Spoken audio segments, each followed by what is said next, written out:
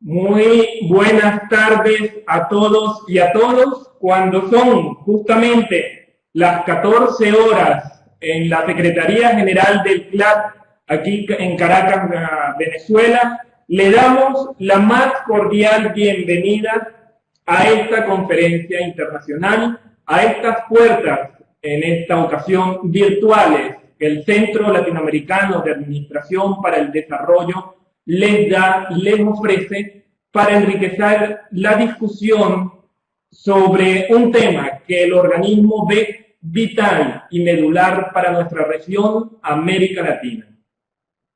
Esta es la segunda conferencia del ciclo de conferencias hacia un Estado abierto que por iniciativa de la Dirección de Desarrollo Institucional de CAF, Banco de Desarrollo de América Latina, hemos organizado. 5 años de la Alianza para el Gobierno Abierto en América Latina. Lecciones y aprendizajes se titula la conferencia del día de hoy, donde la especialista Denise Miranda nos va a abordar el tema. Ella es gerente de investigación en el Mecanismo de Revisión Independiente, MRI, de la Alianza para el Gobierno Abierto, AGA, o por sus siglas en inglés, OGP, que anualmente evalúa el desempeño de los países participantes en la alianza y el avance de sus compromisos. Muchísimas gracias, Denise, por aceptar esta propuesta y por ser parte de este ciclo de conferencias junto con nosotros, junto con CAF, a través de AGA, de la Alianza para el Gobierno Abierto. En sus pantallas se encuentran las diferentes personas también responsables de esta conferencia y vamos en diferentes lugares de nuestra región. Vamos a darle la palabra en estos momentos al secretario general del CLAP, quien ha sido bastante parte de la razón de esta webinar de la Escuela Iberoamericana de Administración y Políticas Públicas y en particular sobre este tema del gobierno abierto. Desde República Dominicana, entonces le damos la palabra al secretario general del CLAP.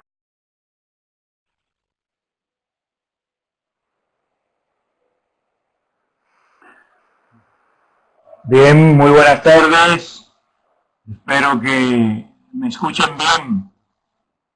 La verdad que por razones ajenas a mi voluntad no puedo transmitir desde Caracas, aunque debí llegar hoy a Caracas, pero bueno, lo hago desde mi país, desde la República Dominicana. Quiero empezar saludando de forma muy fraterna y efusiva al amigo Leandro Borgal de CAF. Leandro, una vez más, nuestro agradecimiento profundo por ser ustedes coauspiciantes, yo diría más que coauspiciantes, estas modalidades que hemos estado desplegando desde esta gestión de la Secretaría General del CLAP.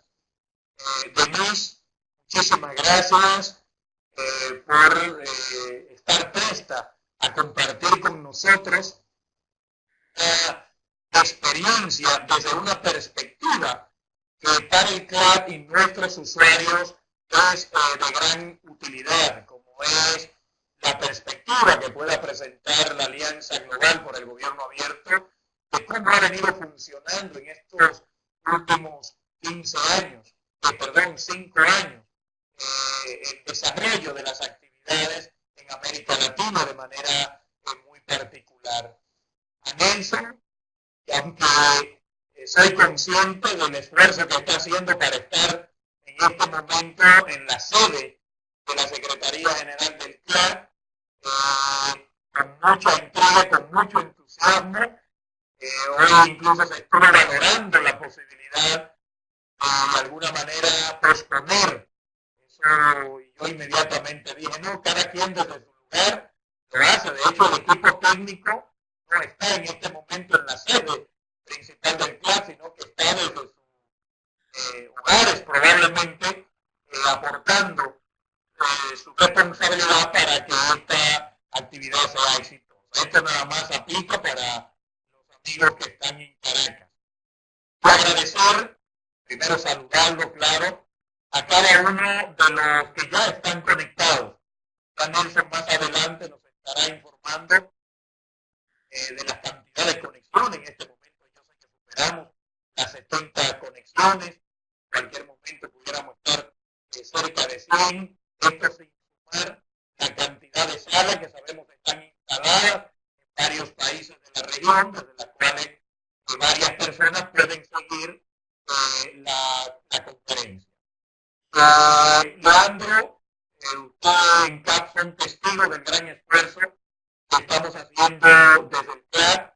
Denise, me imagino que también tendrá conocimiento de los esfuerzos que estamos desplegando. Nosotros creemos definitivamente que esta forma de gobernar, esta estrategia de gestión, como lo es el gobierno abierto, debe apoyar todas las soluciones que se requieren en este contexto de la administración pública del siglo XXI. Nosotros con la Carta Iberoamericana de Gobierno Abierto, que apenas hace unos meses hemos aprobado en el seno del Consejo Directivo del CLAP, que ha sido respaldada por la Cumbre Iberoamericana de Jefes de Estado y de Gobierno, que se celebró en el mes de octubre, noviembre en Cartagena, India, Colombia. Nosotros lo que aspiramos es precisamente a sumar un grano de arena a los grandes esfuerzos que desde la Alianza Global han venido haciendo durante estos últimos años. Entonces nosotros solo procuramos, desde la perspectiva latinoamericana y iberoamericana, hacer nuestro aporte a la discusión, a la solución de estos problemas.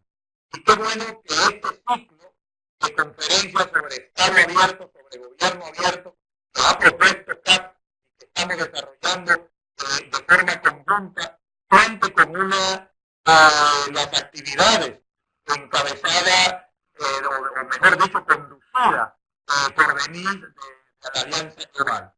Así que nosotros estamos muy contentos. Yo tengo esta vez la posibilidad de estar aquí fijo para escuchar de principio a fin la conferencia y las intervenciones, porque estoy trabajando con los muchachos en la sede central, con mi teléfono, con mi computadora, y bueno, y puedo hacerlo desde el mismo lugar donde estoy sentado en este momento. Así que agradecimiento profundo a cada uno de ustedes por ser parte de este esfuerzo por la potenciación del gobierno abierto, del Estado abierto en América Latina. Nosotros nos consideramos simplemente aliados en este proceso, no protagonistas del proceso, sino aliados para que cada una de las actividades que se desarrollen en la región o en el mundo en relación con el tema, nosotros podamos sumar lo que está a nuestro alcance.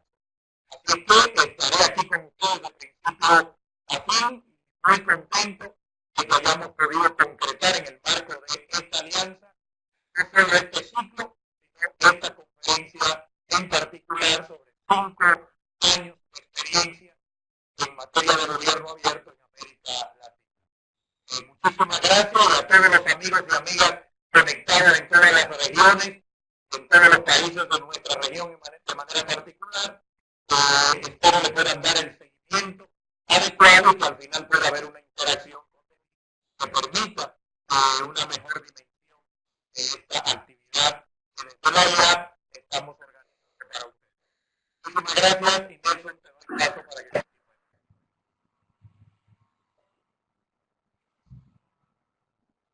Perfecto, muchísimas gracias, señor Gregorio Montero, secretario general del CLAP, por sus palabras y por los sugerentes de algunas de sus ideas y frases para nuestros participantes, como la reciente aprobación de la Carta Iberoamericana sobre Gobierno Abierto. Está disponible ya en el portal del CLAP, pueden descargarla, y que es un conjunto de medidas, de sugerencias, de recomendaciones a los gobiernos de los países miembros del CLAP, 22 países.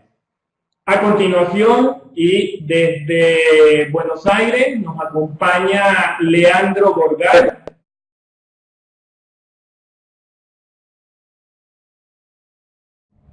Bueno, muchas gracias Nelson, espero que me puedan escuchar bien.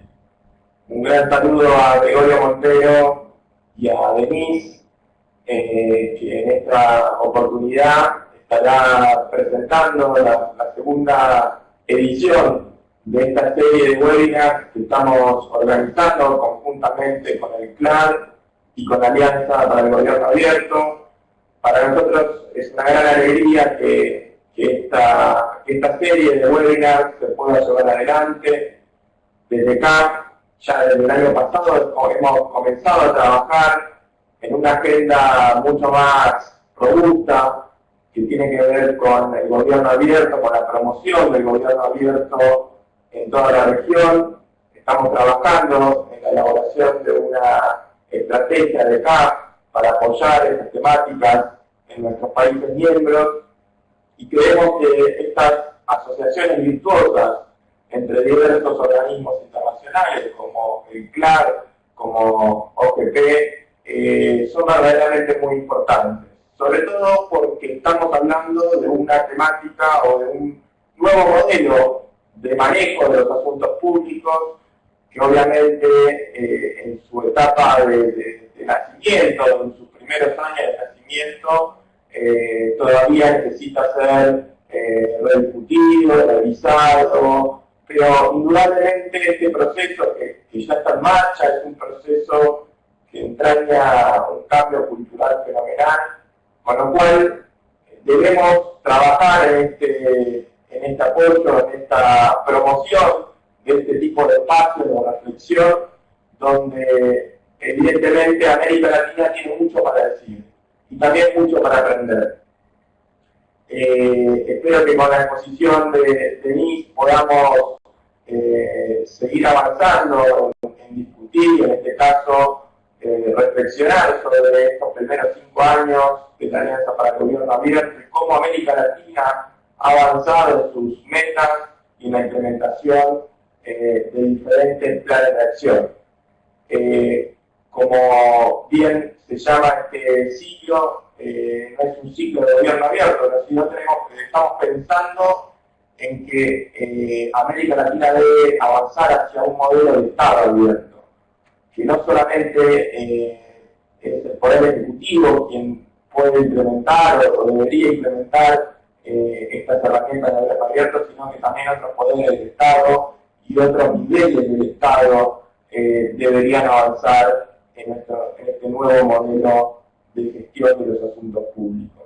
Así que saludamos nuevamente a todos los participantes de este webinar y augurarle a Denise una excelente exposición, como sin duda lo va a hacer. Así que un gran saludo de Gregorio y Nelson, y adelante Denise con tu presentación. Muchas gracias.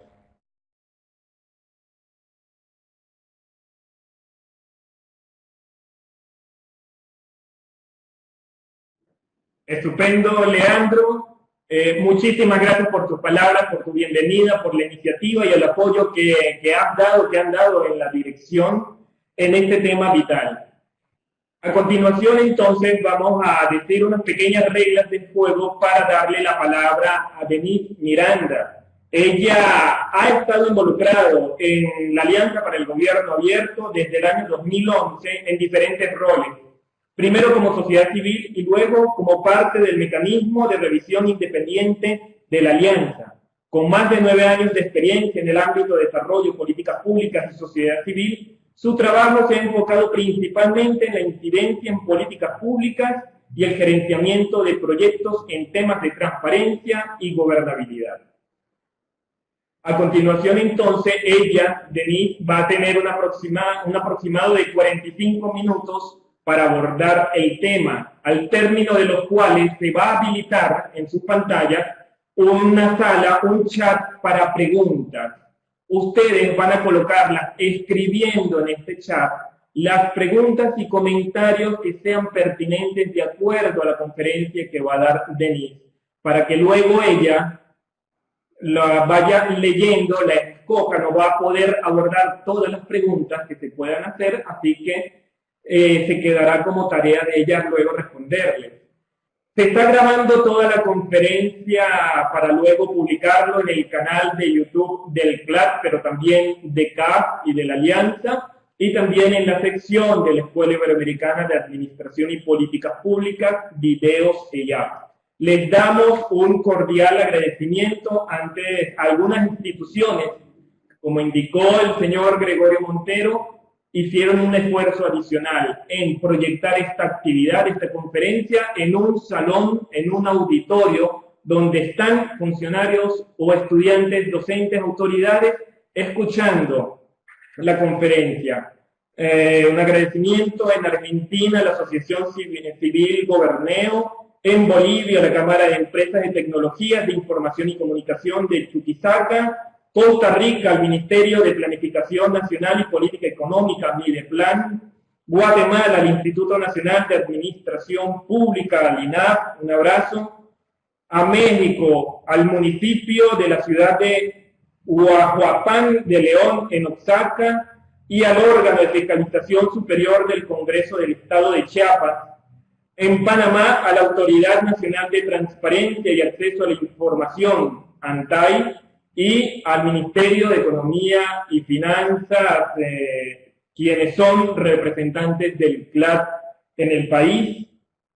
En Perú, a la Escuela Nacional de Administración Pública, la ENAP, también un abrazo al Ministerio de Salud y a la Oficina de Integridad y Lucha contra la Corrupción del Ministerio de Vivienda, Construcción y Saneamiento. Y en Venezuela, un saludo también al Instituto Nacional de Estadística, a la Oficina Presidencial para Proyectos Especiales y a la Cámara de Comercio, quienes están conectados en auditorios. Muchas gracias. Espero que todos me puedan escuchar bien, que no hayan problemas de audio. Y un agradecimiento a CLAD por la invitación. Para nosotros es muy importante poder compartir como mecanismo de revisión independiente por la cantidad de información y de datos que generamos, muchos informes sobre el cumplimiento de los diferentes compromisos y los procesos que siguen los países. Siempre es de nuestro interés la forma, cómo podemos divulgar y difundir los hallazgos y los aprendizajes que logramos recopilar a lo largo de los diferentes informes que realizamos. Así que para nosotros es un honor y es un placer poder estar aquí compartiendo con ustedes este día. Voy a iniciar y agradezco también, veo que hay muchos participantes de muchos países que forman parte de la alianza, así que esto va a ser muy interesante y relevante para todos.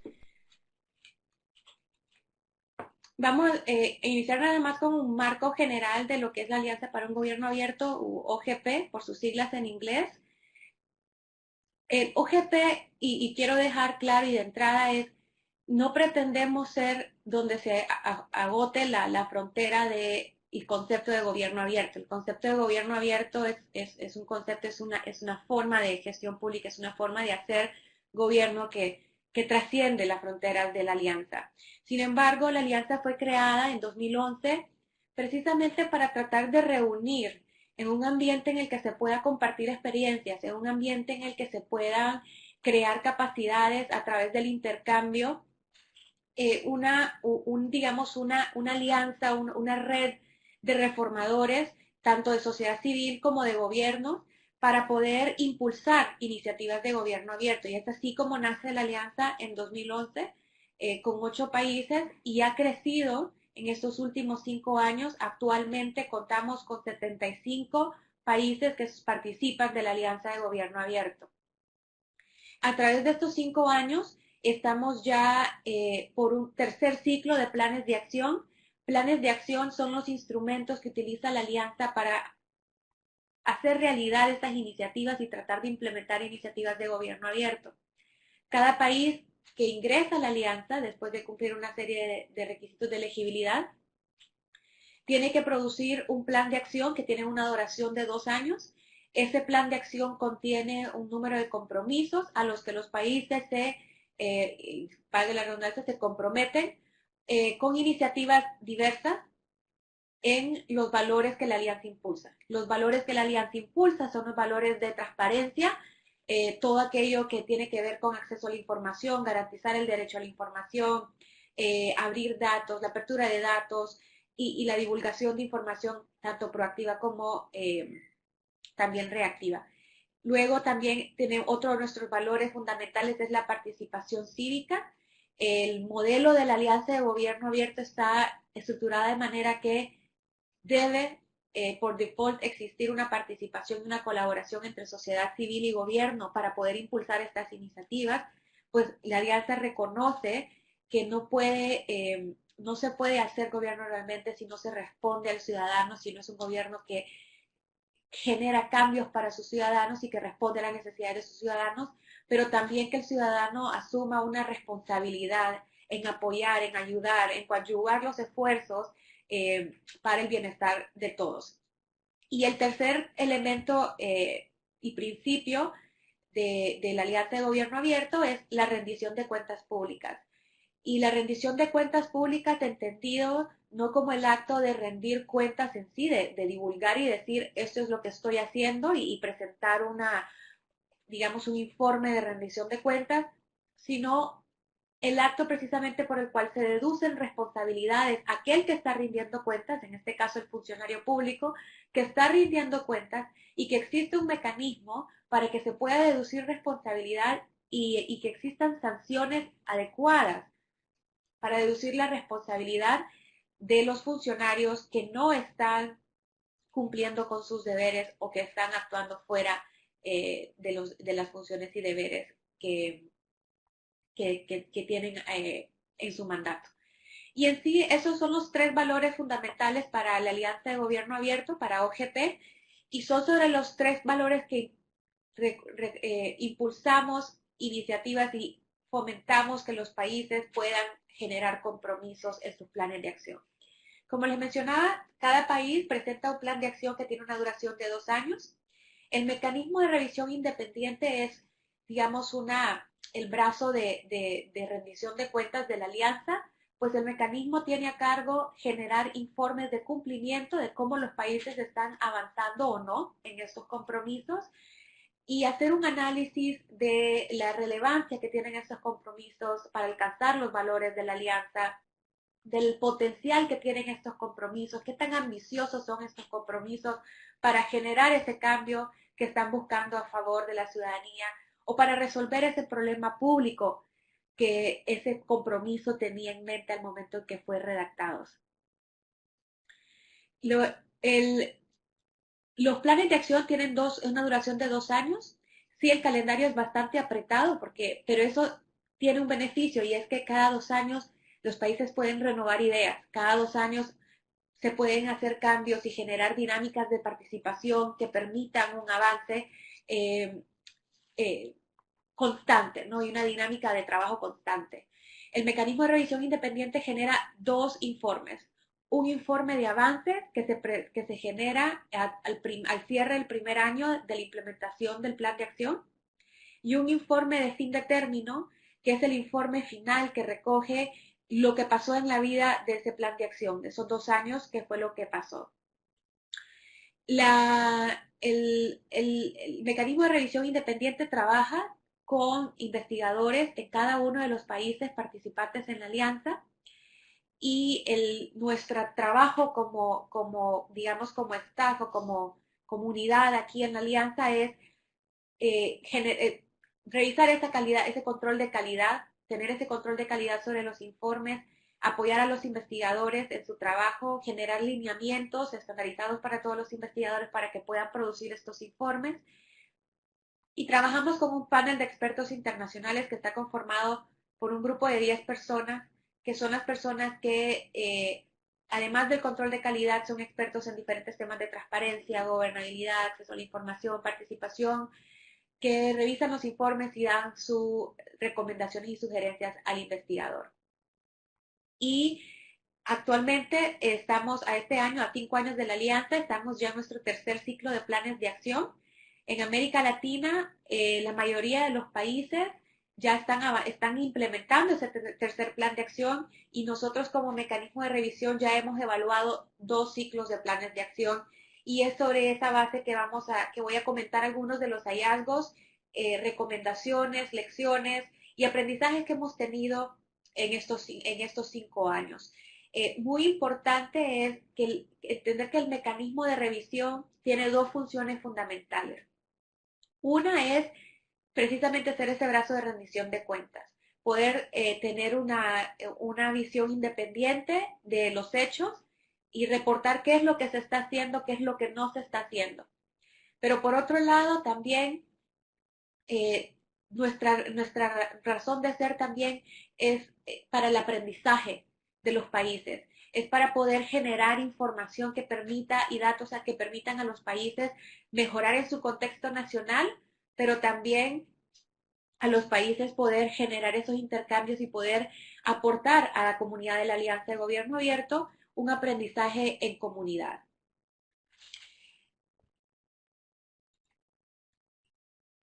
Veamos ahora entonces América Latina en Gobierno Abierto. La Alianza de Gobierno Abierto está conformada por 75 países, 14 de esos países son países de América Latina, y en esos 14 países está concentrado el 31% de los compromisos de la Alianza de Gobierno Abierto. Un 31% de compromisos en diferentes temas y con diferentes niveles de poder de implementación. Es importante notar que como región, la América Latina no solamente es una región donde hay muchas oportunidades para crecer en esta temática, para poder implementar iniciativas de gobierno abierto, pero América Latina también se ha identificado y caracterizado porque de las regiones de la Alianza de Gobierno Abierto es una de las regiones donde hay más vibrante participación de sociedad civil. Y eso la distingue del resto de las regiones y del resto de los países que participan en la Alianza de Gobierno Abierto. Creo que de todos los informes que yo he podido revisar, leer y trabajar en los casi 2 años que tengo de estar aquí en la Alianza, y reviso no solamente de América Latina, sino que también tengo a mi cargo países de Europa y de Asia, me parece sumamente interesante que en América Latina realmente hay mucha oportunidad de participación.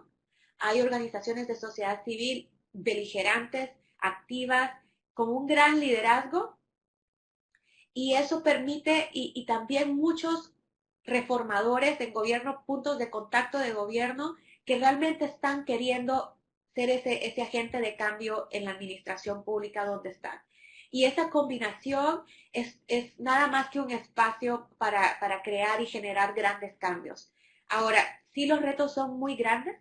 América Latina también se caracteriza por es una región con, digamos, problemáticas y contextos bastante complejos. Sin embargo, precisamente por esa complejidad es que el gobierno abierto sí cobra un sentido muy importante y muy valioso para avanzar la vida social y la vida en sociedad y las comunidades en América Latina.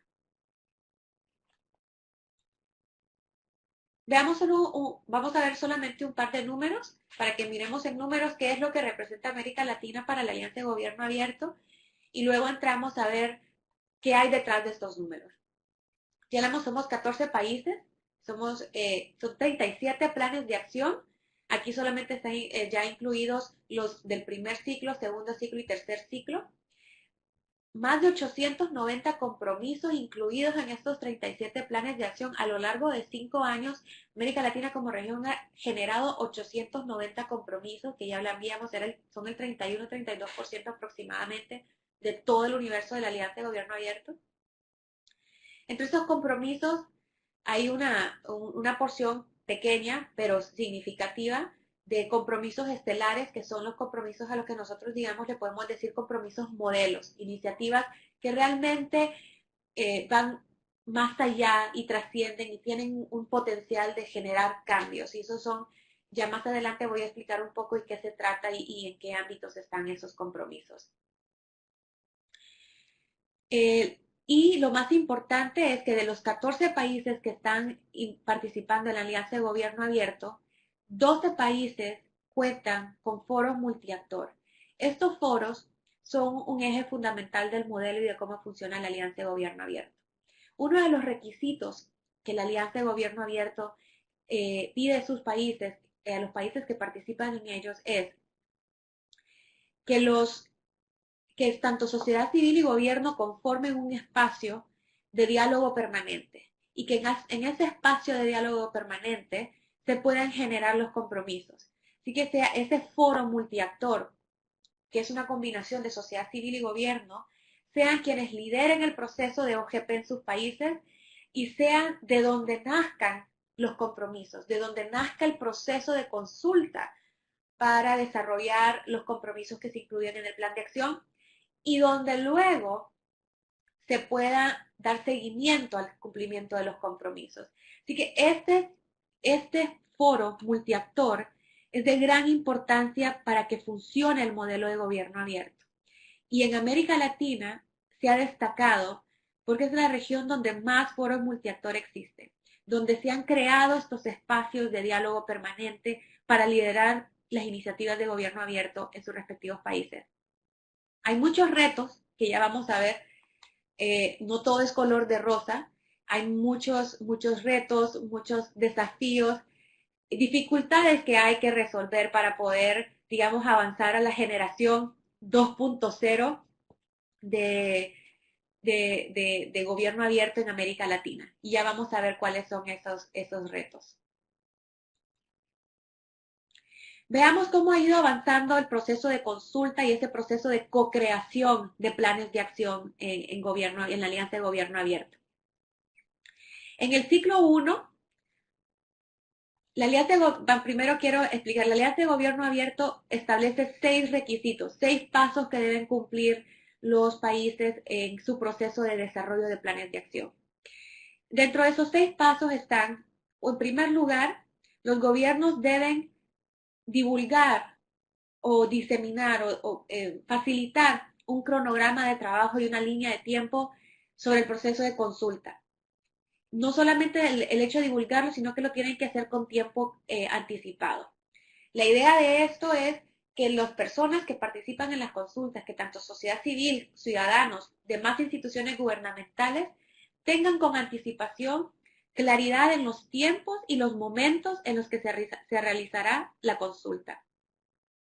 Y este es uno de los requisitos. El siguiente requisito es que el gobierno genere actividades de sensibilización.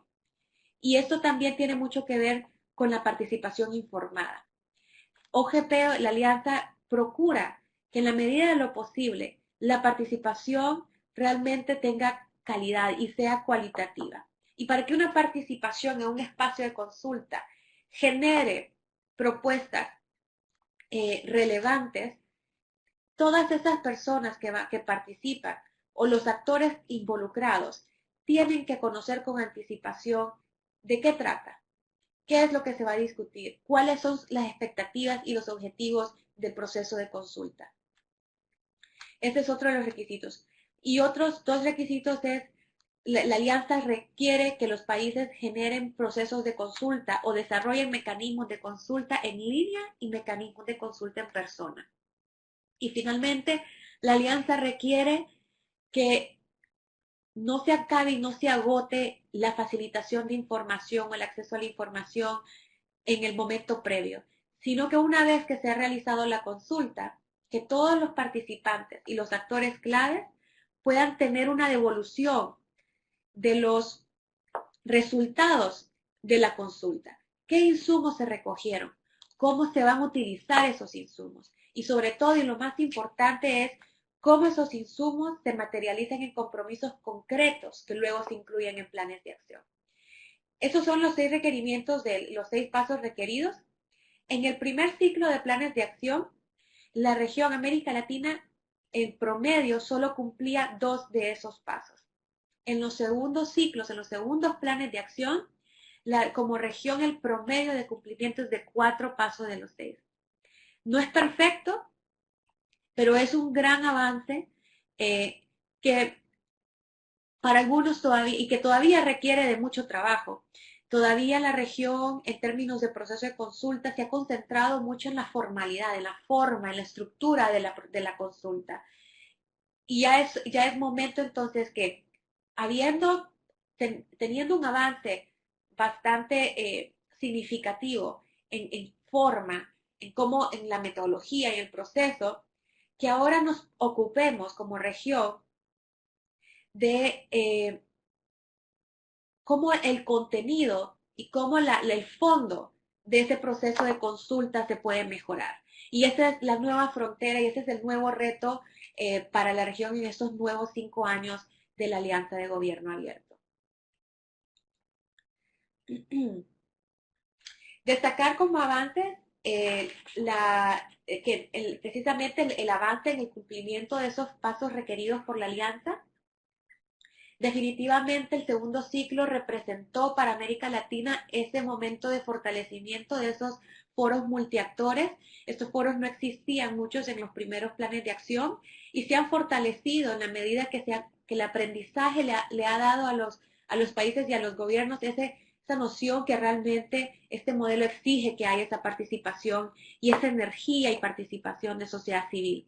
Entonces el segundo ciclo representó y significó un fortalecimiento y consolidación de esos mecanismos de diálogo. Más allá de eso, es importante destacar que en la región el 79% de los países tienen un mecanismo o un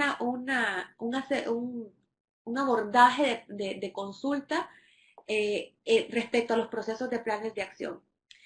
Como mecanismo de revisión, nosotros utilizamos una escala para medir qué tan, digamos, el nivel de participación. El primer peldaño de esa escala es un mecanismo de consulta informativo. Es decir, aquellos procesos de consulta donde básicamente se va a informar al participante y el participante no tiene oportunidad ni de dar insumos, ni que su participación sea un insumo efectivo para la toma de decisiones.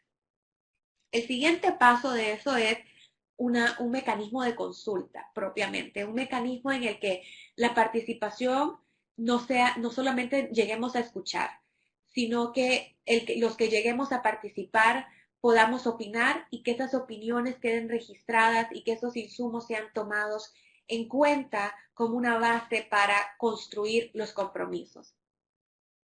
El siguiente peldaño es el involucrar. E involucrar implica que ya escuchamos, ya pudimos hablar, dimos nuestras opiniones, esas opiniones fueron recogidas y ahora involucramos, o sea, el gobierno involucra esas opiniones o involucra a la sociedad civil en el proceso de depuración y filtrar información e insumos para empezar a construir compromisos. El siguiente paso es colaborar.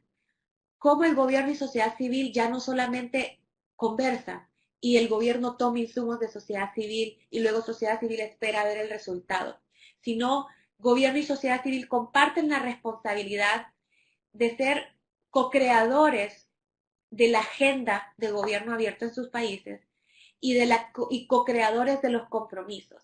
Eso implica que en este nivel ya hay una delegación o una corresponsabilidad en la capacidad de toma de decisiones tanto en sociedad civil como gobierno en lo que respecta al desarrollo de los planes de acción. Y la aspiración y el paso aspiracional que queremos llegar es empoderar. Y es ya ese momento en el que la decisión o la participación de sociedad civil es decisiva para la toma de decisión final. Es compartir la potestad de definir compromisos, de definir rutas de trabajo y de definir consultas entre sociedad civil y gobierno. Y ojo, aquí sí quiero hacer la distinción que hay algo que tenemos que tener mucho cuidado. Cuando compartimos esta responsabilidad como sociedad civil, y me identifico porque por mucho tiempo yo fui parte de sociedad civil en Honduras, como sociedad civil no podemos asumir ni deberíamos pretender asumir la responsabilidad de funciones que son potestad del Estado.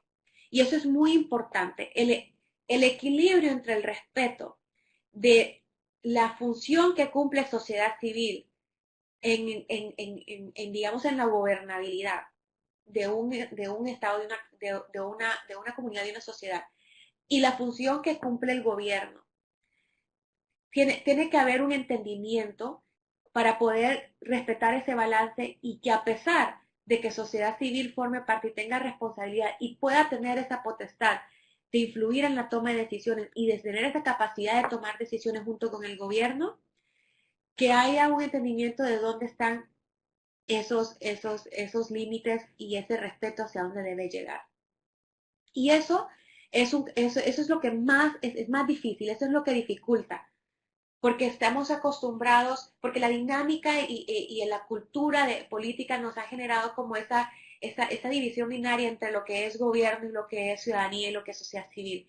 Y esto realmente rompe un poco ese esquema y nos obliga, bajo este modelo de la alianza, a repensar esa forma de gobierno, no para suplantar responsabilidades y potestades del gobierno, sino para colaborar y ser actores claves y ser partícipes de ese proceso de desarrollo en un país. Y en cuanto a lo que al proceso de consulta y esos foros multiactor y cómo se co-crean planes de acción, creo que uno de los desafíos y de los retos más importantes que hemos identificado para la región es la sostenibilidad de los foros multiactor en el seguimiento a la implementación de los compromisos.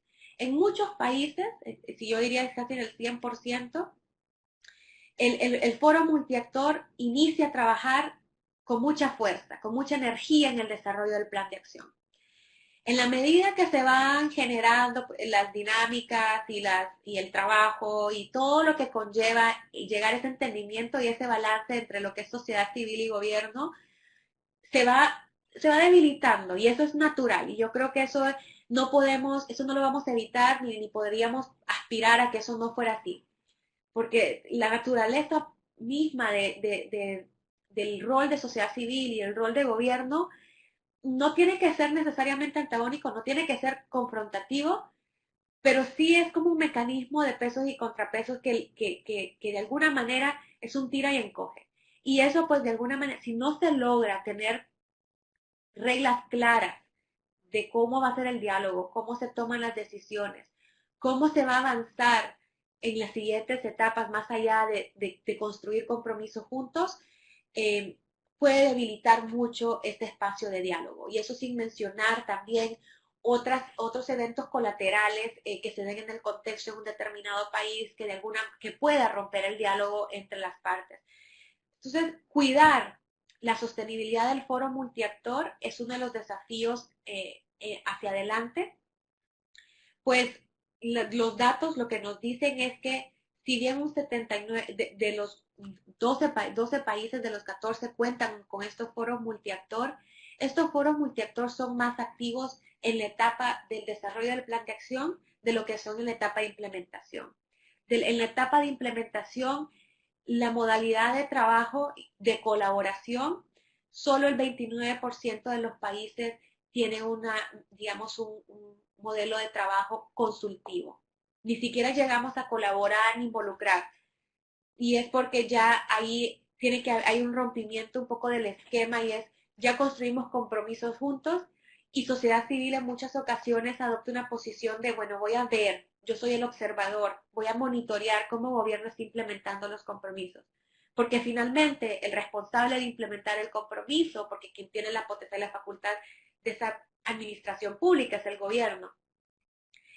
Pero eso no significa que debe haber un rompimiento de la relación y el diálogo. Al contrario, hay que buscar la manera y generar las reglas y generar los mecanismos para que ese grupo de sociedad civil que ha estado participando en ese desarrollo y en esa construcción de los compromisos pueda mantener su rol de observador, ese rol crítico, ese ojo crítico, pero participando siempre como un aliado clave del gobierno en el seguimiento y la implementación de los planes de acción. Y eso es muy importante y ese balance todavía no logramos encontrarlo y ese es un gran desafío y un gran reto, no solo para la región, para la alianza en general. ¿Cómo podemos lograr un entendimiento de cuál es el rol que debe jugar sociedad civil y gobierno en esta etapa de implementación respecto a la participación en estos foros multiactor? Luego, el siguiente reto, pues obvio es, está bien si hacemos consultas, pero eso debería ser nuestro estándar básico, eso debería ser nuestro estándar mínimo, el poder escuchar y usar esos insumos para construir. Pero ¿cómo avanzamos a un mecanismo de participación y de diálogo en el que realmente estemos co-creando, en el que realmente sociedad civil pueda sentarse a la mesa con igualdad de condiciones, igual de peso que los que están de parte del gobierno sentados en esta mesa, en ese foro multiactor? ¿Cómo se genera ese espacio de confianza entre los representantes de gobierno y los representantes de sociedad civil, de que el trabajo que están haciendo es un trabajo conjunto y que lo que es el producto, el plan de acción o las iniciativas que están impulsando se impulsan desde un mismo frente? Y finalmente, que precisamente porque ya la Alianza de Gobierno Abierto llegó a ese punto de 5 años en que dijimos necesitamos repensar un poco, darle un refrescamiento estratégico a nuestro modelo y a nuestra alianza, se aprobaron recientemente, en febrero de este año, un nuevo estándar de co-creación. Así que ya no vamos a medir el proceso de consulta ni el desarrollo de los planes de acción con esos 6 pasos que les mostré al inicio.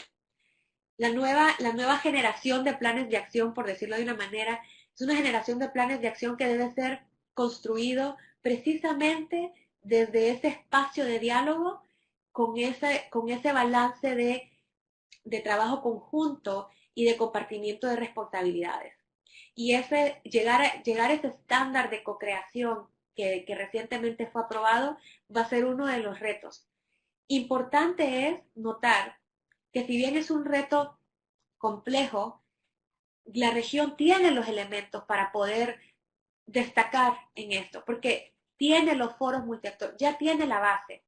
Pero ¿qué sigue ahora? Una de las debilidades que hemos encontrado en los foros multiactores es que muchos de ellos se crean, pero no pensamos en cómo vamos a estructurar y cómo vamos a regular, cuál va a ser la gobernanza de ese foro multiactor. No siempre participan la misma cantidad de representantes de sociedad civil que la cantidad de representantes de gobierno. Y luego siempre surgen preguntas de, bueno, ¿quién representa a sociedad civil? ¿Cómo le damos voz a los ciudadanos? Y todo eso es algo que vale la pena darle pensamiento al inicio, antes de que empecemos a trabajar en la construcción de planes de acción. Porque cuando ya entramos a la discusión de qué compromisos quedan en el plan, es donde nos encontramos de cara con estas debilidades. Porque ya las prioridades de sociedad civil tal vez no tienen fuerza porque hay más representantes de gobierno. Entonces, ¿cómo balancear eso? Eso se tiene que pensar desde el inicio. ¿Quiénes participan en este foro? ¿Cuántos? ¿A quiénes represento? ¿Qué sectores están representados? ¿Qué necesidad hay de ampliar? ¿O qué necesidad hay de digamos, delegar y tener diferentes niveles de participación? Y todo eso requiere pensamiento, planificación y diseño antes de que podamos iniciar ese proceso de construcción. Veamos entonces ahora un poco lo que la región está logrando en términos de implementación de compromisos. A mí me gusta llamarle esto del dicho al hecho. Y hay un refrán en Honduras que del dicho al hecho hay mucho trecho. Y sí, lo hay, definitivamente. Y como vemos aquí, del primer ciclo al segundo ciclo, hay una disminución en el nivel de cumplimiento de compromisos. Estábamos cumpliendo más como región en los primeros planes de acción que lo que estamos cumpliendo ahora. Y no solamente el cumplimiento se ha visto afectado de un plan de acción a otro, sino también la ambición de los compromisos. Una de las cosas que el mecanismo de revisión independiente mide es qué tan ambicioso es un compromiso. Y la ambición la medimos en términos de cuál es el potencial que tiene este compromiso de generar cambio. Y para hacer eso hay elementos concretos. Uno es que hay una identificación clara de cuál es el problema o el área política pública que se ve afectada en este compromiso, cuál es la situación actual de ese problema y hacia dónde queremos llevar o cuánto queremos contribuir con ese compromiso. Y en base a eso y el contexto, pues entonces nosotros hacemos una medición del potencial que tiene el compromiso de cambiar esa situación, y a eso le llamamos ambición. Como vemos aquí, de un 19% de compromisos ambiciosos en los primeros planes de acción, los segundos planes de acción solo contenían un 7% de compromisos que nosotros llamamos transformadores, compromisos ambiciosos.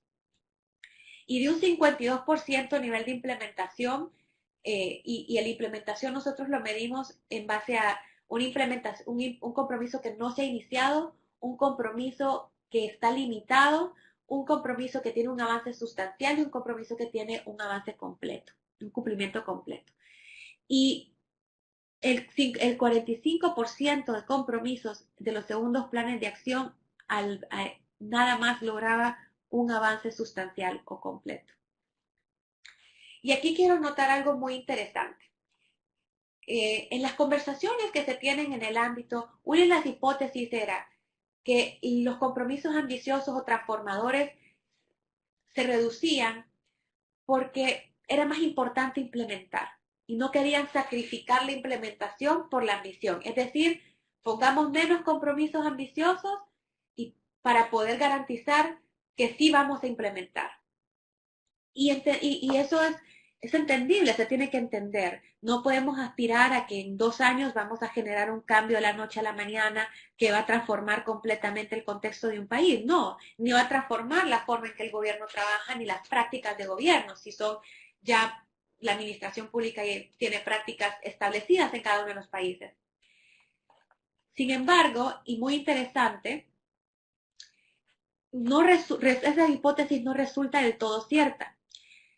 Pues en los segundos planes de acción habían menos compromisos ambiciosos, menos compromisos transformadores, pero esos compromisos transformadores se implementaron, tuvieron mayor avance en los segundos planes de acción que los compromisos transformadores que se incluyeron en los primeros planes de acción. ¿Qué nos dice esto? Pues no, en lo personal me genera aún mucho más preguntas que todavía no estamos en la capacidad de poder contestar, pero sí me genera me sugiere que el problema no es que el compromiso sea ambición, que realmente es un problema de implementación, y es un problema de implementación que puede tener muchas causas. Puede ser puede ser un tema de capacidades, puede ser un tema, digamos, político, porque puede ser un tema de mandato. Tal vez ese compromiso que se pensó para una institución gubernamental en particular, tal vez esa institución ya en la medida que sigue implementando se dio cuenta, yo no tengo el mandato para implementar este compromiso total. Yo no tengo la capacidad o los recursos para implementar ese compromiso.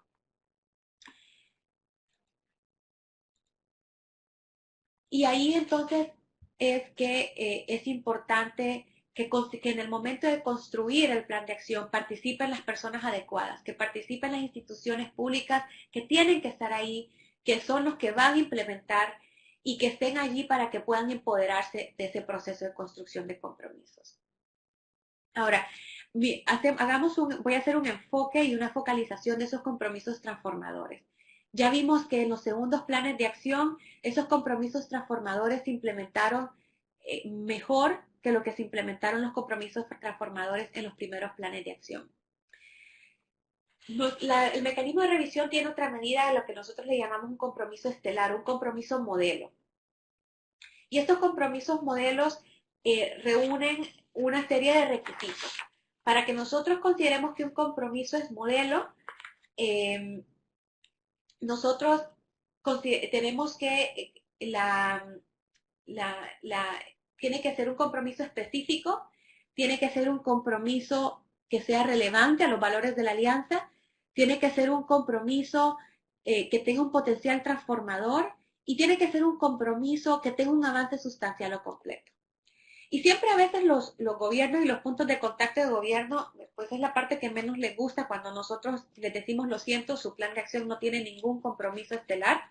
Y me preguntan, ¿pero por qué no tenemos compromisos estelares? Ahora veamos la respuesta del por qué.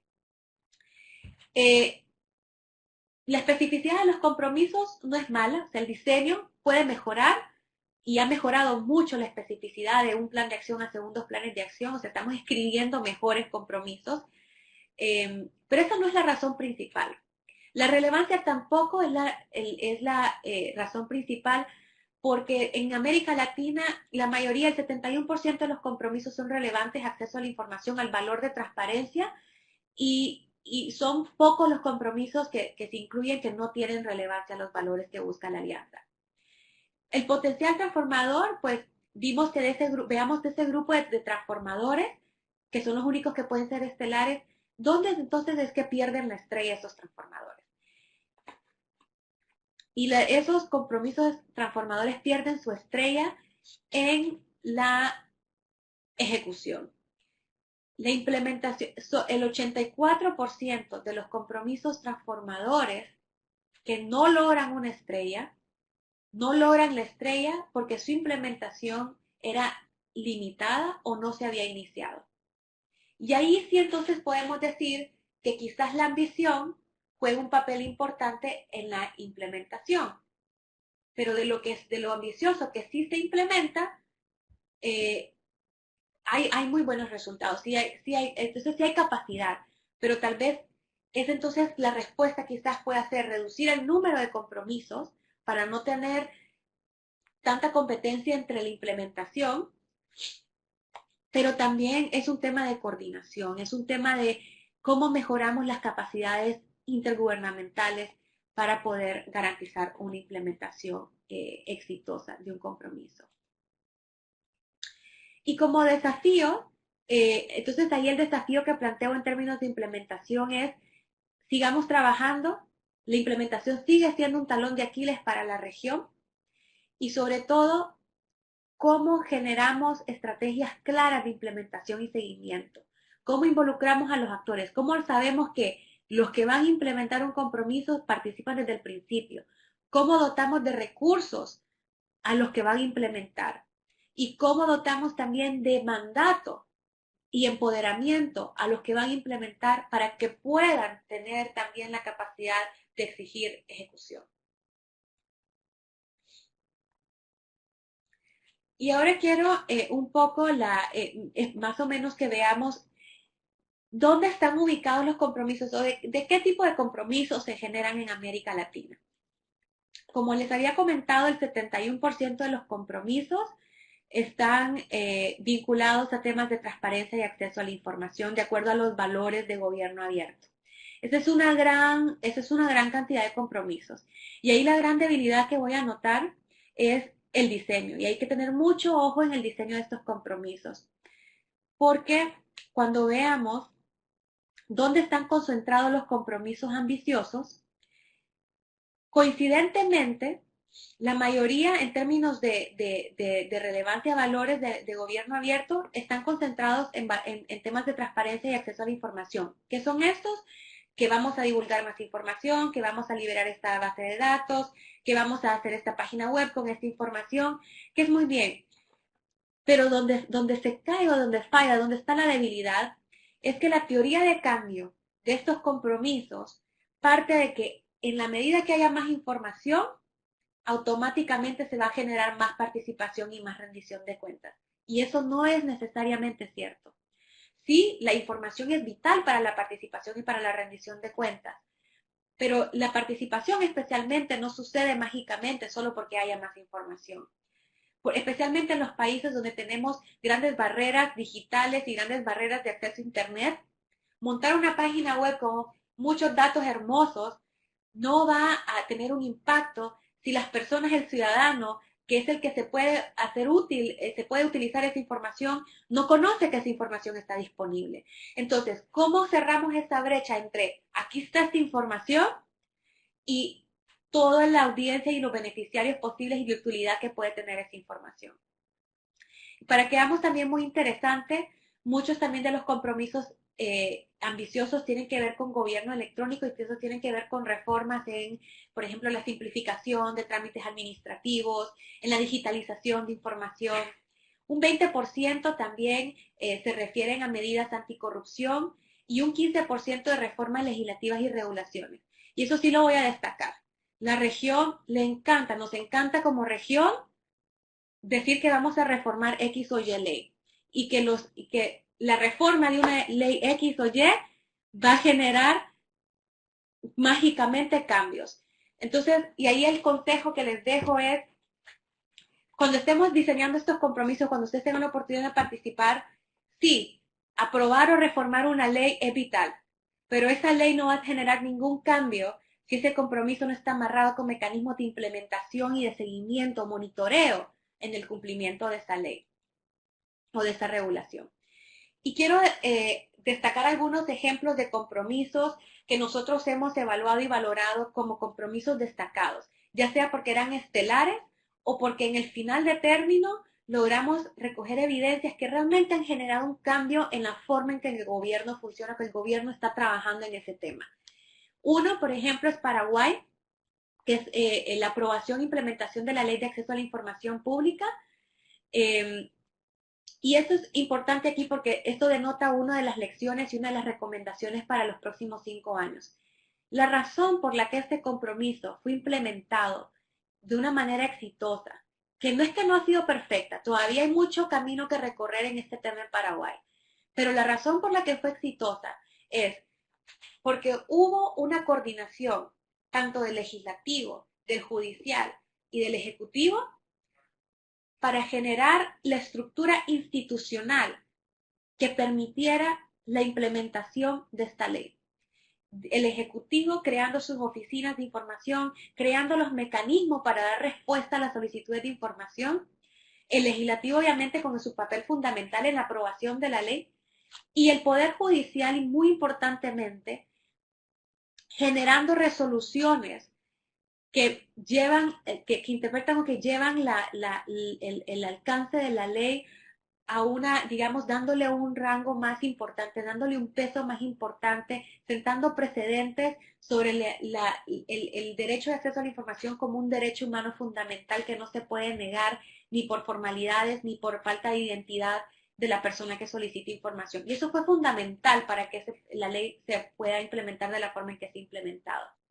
Otro interesante compromiso tiene que ver con, por ejemplo, en Colombia, donde se ha involucrado el Poder Judicial, y no en una dinámica de coordinación ni digamos, supeditación al Ejecutivo con el plan de acción, sino incluyendo un compromiso de parte del Poder Judicial para transparentar y rendir más cuentas del servicio de justicia que se ofrece a ciudadanos. Y en la presentación pues queda un poquito más están estos otros ejemplos, pues por tiempo voy a avanzar. Para terminar ya con las lecciones y las recomendaciones. Una de las lecciones importantes que quiero destacar es que tenemos que avanzar en ambición, pero la ambición se ha visto disminuida cuando la teoría de cambio en compromisos de transparencia, nuevamente repito, la información en sí no genera más participación o rendición de cuentas por sí.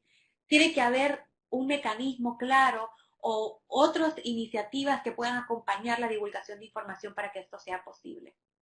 Lo segundo, la armonización, y lo he visto mucho en sus comentarios a la par, la armonización de las prioridades en el contexto nacional con los planes de acción es determinante para atraer actores relevantes al proceso y para fijar compromisos muy ambiciosos.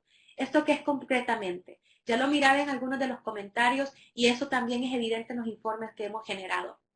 América Latina en diferentes países tienen sus diferentes contextos, pero tenemos como región muchos retos comunes, desafíos comunes que tienen que ver con la corrupción, la inseguridad, las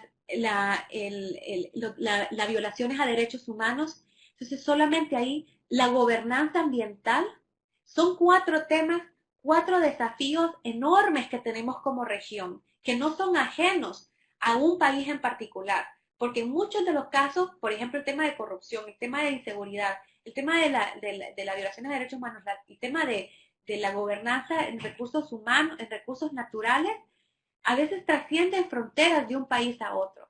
Solo miremos, por ejemplo, la dinámica de los problemas de narcotráfico que hay en Triángulo Norte, México, que no se ve desvinculado de lo que pasa tampoco en un país o el otro. Veamos también el tema de recursos naturales, trasciende fronteras. Y estos grandes retos hasta el momento no han sido claros, no se han reflejado claramente cómo están abordándose desde la iniciativa de gobierno abierto o cómo estos retos están tratándose desde una perspectiva de apertura, desde una perspectiva de participación, desde transparencia. Sí vimos que en términos de relevancia creo que anticorrupción es el que más naturalmente vemos relacionado, pero todavía hay un clic, hay una brecha que todavía tenemos que lograr cerrar entre lo que es prioridad en el contexto nacional y lo que estamos generando como compromisos en los planes de acción.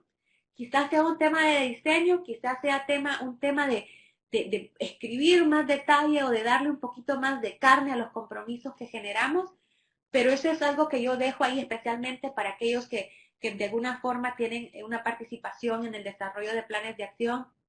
Cómo abordamos estos temas en los próximos planes de acción será crucial, tanto para la credibilidad de los planes de acción en cada uno de sus países, porque esto genera también un poco de descontento en decir, bueno, están queriendo avanzar con gobierno abierto, pero ¿cómo podemos avanzar en gobierno abierto con casos de corrupción que salen a la luz del día y lo vemos en los periódicos constantemente? Así que tomar eso en mente. Lo siguiente es, los espacios de diálogo entre sociedad civil y gobierno no se agotan en el desarrollo del plan. Procuremos que ese espacio de diálogo y de participación se fomente a través de la implementación. Y luego, aquellos compromisos que han logrado contribuir a cambios en las prácticas de gobierno tienen elementos comunes y son, 1, había un monitoreo activo de sociedad civil, había coordinación entre instituciones implementadoras, había claridad en la designación de responsabilidades de quién era responsable de hacer qué y había un plan de implementación claro. Y de ahí nada más termino con una recomendación clave y es precisamente la idea del Estado abierto. Gobierno abierto no es solamente un asunto del Ejecutivo. Gobierno abierto como concepto, como modelo, como forma de gobierno, tiene que ser algo que involucre a todos los poderes del Estado, incluso en los niveles diferentes de gobierno que son los gobiernos locales. Los gobiernos locales están más cerca a sus ciudadanos y si queremos ver cambios en la ciudadanía, tenemos que acercar las iniciativas de gobierno abierto a lo local, acercar lo nacional a lo local y lograr esa coordinación en ese ámbito nacional. Y con eso cierro, porque creo que también ya el tiempo se había acabado.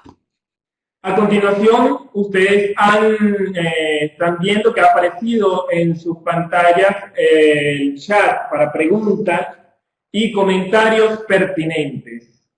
Les recordamos que está todo, la actividad está siendo grabada para luego publicar no solamente el video con la grabación, sino también esta presentación que usó Denise para su conferencia y otros documentos, entre ellos un resumen ejecutivo. Les vamos a avisar por email, en ese mismo email que ustedes colocaron en su formulario de registro, cuando todo esto esté colgado en nuestras diferentes páginas web. También para aquellas personas o instituciones que se están conectando vía auditorio, les recordamos que para el envío de la constancia o certificado tenemos que recibir a lo sumo el próximo jueves un email con la notificación oficial de la autoridad de su institución indicando que tales personas con nombre y apellido, por favor, en un documento en Excel, estuvieron presentes de principio a fin en esta conferencia.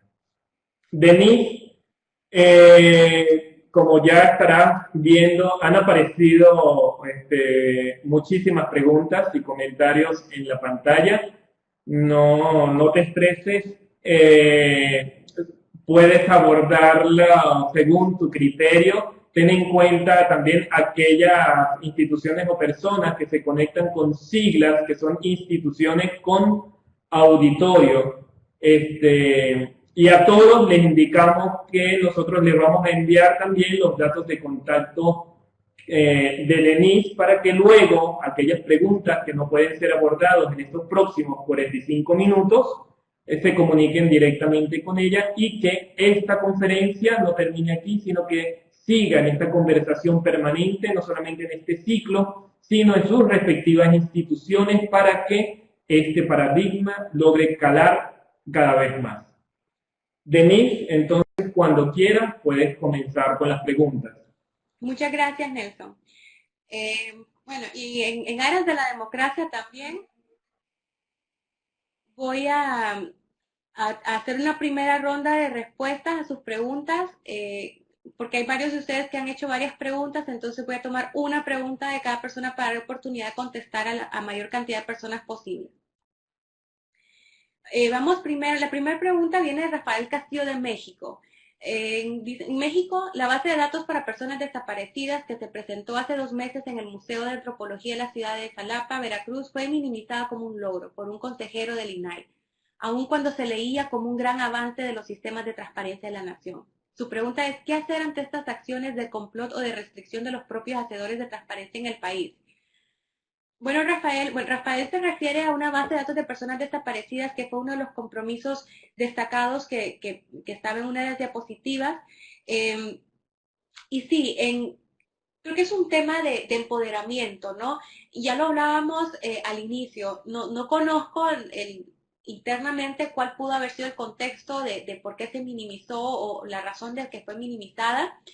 Y decir, sí, tal vez la base de datos no era una base de datos perfecta, pero conociendo el contexto y la gravedad de la situación de las personas desaparecidas en México, esta base de datos realmente genera oportunidades de uso, de reuso, que pues es muy útil para las investigaciones, tanto para investigaciones del mismo Estado, pero también investigaciones de terceros. Incluso un grupo de periodistas generó una herramienta de búsqueda para ayudar a los familiares de estas personas desaparecidas tomando como punto de partida esta base de datos.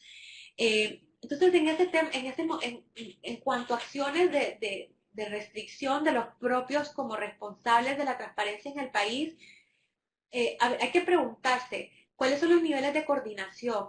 Y en países como México, que tienen sistemas federales donde hay mayor, digamos, autonomía entre ciertos niveles de gobierno, es qué tan empoderado está diferentes funcionarios en diferentes niveles de los resultados o de las estrategias y de los compromisos que se asumen como país. Y una de las cosas que muchas veces encontramos, y bueno, que nuestros investigadores encuentran cuando están levantando su información, es que el responsable del compromiso, quien su nombre sale como responsable, usualmente conoce que tiene ese compromiso asignado. Pero ya cuando hablan con los técnicos, cuando hablan con otras personas de la misma institución, desconocen totalmente que existe la alianza, que existe el compromiso, que existe el plan de acción, y eso realmente genera una desvinculación, genera descoordinación, y eso genera una falta de empoderamiento de lo que se está haciendo y el objetivo que tiene eso. Entonces, la recomendación nuestra ahí es siempre a los responsables en las instituciones públicas de implementar compromisos es no se queden con la información, no se queden con la responsabilidad, compártanla, deléguenla, incluyan a sus otros compañeros, colegas y sobre todo, y eso es muy importante, y aquí hablábamos de hacer esa conexión, digamos, entre el mandato político y la ejecución, y es sumamente importante que la cabeza de la institución esté al tanto, uno, de que el compromiso existe y que esté al tanto de que su personal y las personas que trabajan en su institución están implementando y están contribuyendo a ese compromiso, para que también de arriba abajo haya un empoderamiento y digamos, una delegación de mandato, pero también horizontal, que exista ese compartimiento de información para que no se quede en una persona. Marco Colori de Perú pregunta cómo mejorar la implementación de los compromisos. ¿Tendrá que ver con los liderazgos de los que implementan del sector público? ¿Cómo promover la participación ciudadana? Bueno, la primera parte de tu pregunta tiene mucho que ver con lo que acabo de decir. Creo que esos dos elementos, nuevamente los repito, es importante. Tiene que haber una coordinación tanto a nivel político como a nivel técnico. A nivel político, el mandato tiene que venir de arriba abajo, para que exista empoderamiento, para que exista facilidad de recursos, para que exista apoyo político. Pero también a nivel horizontal, a nivel técnico, es importante que haya colaboración entre las diferentes entidades, digamos, agencias o departamentos ejecutores, para que todos, para que no sea solo un tema de, oye, mira, tengo que presentar un avance de esta liberación de base de datos. ¿Me puedes decir cuántos datos has liberado? Digamos al de tecnología. El de tecnología le va a dar los números de los datos, pero él tiene que saber para qué se los está dando, para qué necesitan esa información y por qué está liberando esos datos. Que esa parte técnica tenga conocimiento de ese, digamos, esa integralidad de lo que forma parte es fundamental para que haya empoderamiento en el cumplimiento de los compromisos y una buena implementación. Y la siguiente parte de cómo promover la participación ciudadana, pues yo creo que si tuviera la respuesta a esa pregunta, pues fuera millonaria y tendría una patente de cómo resolver esta pregunta, porque es una pregunta que constantemente está en evolución y yo no he encontrado a alguien que tenga la respuesta y la fórmula mágica. Pero algunos elementos que sí son importantes para promover la participación son, uno, bueno, que haya información. O sea, si yo no estoy informada, no voy a poder participar. Eso es lo primero, lo fundamental. Lo segundo es muy importante, tiene que existir un entorno habilitante para la sociedad civil. Y cuando hablo de entorno habilitante me refiero al espacio cívico. Tiene que haber una garantía del derecho de asociación, una garantía del derecho de información y tiene que haber una garantía del derecho a la reunión. Esos tres derechos son fundamentales para que exista un espacio cívico y un entorno habilitante en el que la participación sea factible. Porque muchas veces la participación ciudadana es limitada y restringida por la falta de esos entornos legales habilitantes, por esa falta de promoción de parte del gobierno del derecho a libertad de asociación, de tanto en sociedad civil y de ciudadanos que quieren juntarse para un fin común y generar algún cambio en sus comunidades. El gobierno tiene el deber no solo de garantizar, pero de estimular esos entornos habilitantes, de estimular la garantía y la prestación de ese derecho a sus ciudadanos como un eje fundamental en la participación ciudadana. Y por otro lado, y aquí creo que, y eso es una opinión muy personal, que tiene que ver con la educación y la cultura. Un ciudadano no participa si un ciudadano es indiferente, si un ciudadano no se siente identificado con su comunidad y si un ciudadano no se siente parte de un todo. Eso es clave para la participación. Muchas veces vemos que la participación, cuando vemos movilizaciones sociales, movimientos que surgen de la noche a la mañana, surgen porque hay personas comprometidas, hay ciudadanos que realmente se sienten que están siendo agraviados y que necesitan luchar por sus derechos. Entonces, si no hay esa identidad y esa apropiación del ciudadano, que es parte de un todo, y esa identificación con su país, esa identificación con sus derechos, con sus causas, con su comunidad, difícilmente vamos a tener participación ciudadana. Y eso, en parte, digamos, tiene que ver con educación como servicio que presta el Estado, pero eso tiene mucho que ver también con el rol de la sociedad civil y cómo la sociedad civil genera promueve esos valores en la ciudadanía. Y también como sociedad, cómo promovemos ese espíritu de solidaridad y de identificación. José Eduardo Rodríguez del Salvador pregunta, ¿qué criterios se utilizan para determinar la implementación de una estrategia es exitosa? Nosotros partimos, nuestro primer insumo es el plan de acción mismo. Nosotros vemos qué es lo que el país y se estableció como compromisos y el compromiso tiene una serie de actividades a cumplir. Y sobre esa base nosotros decimos, bueno, si hay indicadores, pues los vemos, si tiene características o cualidades que se deben verificar. Entonces depende mucho de cada compromiso, pero nuestro punto de partida es el mismo documento del plan de acción que debe ofrecer una descripción de qué es lo que se pretendía hacer y nosotros lo que verificamos es si se hizo lo que se pretendía hacer, pero más allá de eso es si si lo que se hizo corresponde también al objetivo del compromiso.